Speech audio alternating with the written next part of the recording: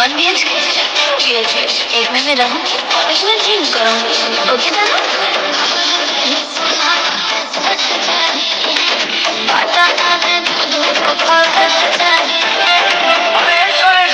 तू जतना खर्चा करेबू हम उतना खर्चा करब ओकरा खातिर हम भागल ना हई आ जदी हमरा के छोड़ के गइलू तो बुझली ह हम संतोष बनो मुझे चल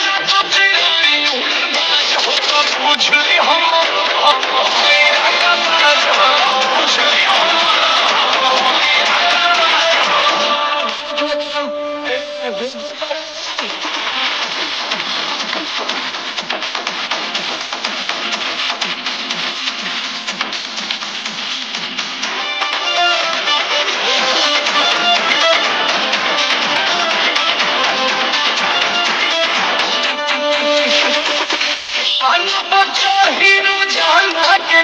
जितना हमसे करीबे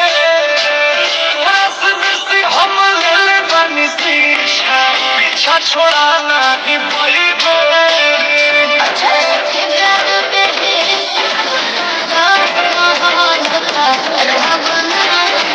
अरे करे जा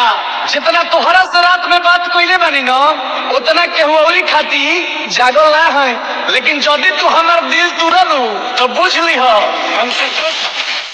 बना बुझे जाना तो चिराई तो बुझ ली हो बुझ ली हो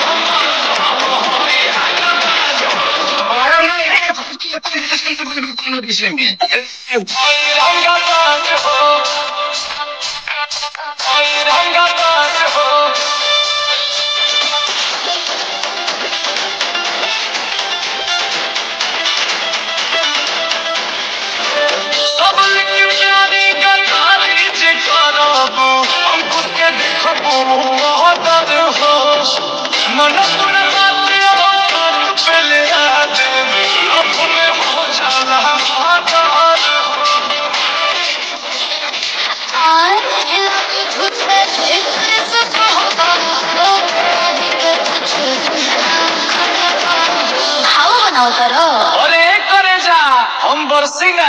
खाली गर्जे वाला बादल ना होई आ जदी हमरा के छोड़ के गइलू तो बुझ ली हो हम संतोष बना बुझे जाना तो चिराई तो बुझ ली हो बुझ ली हो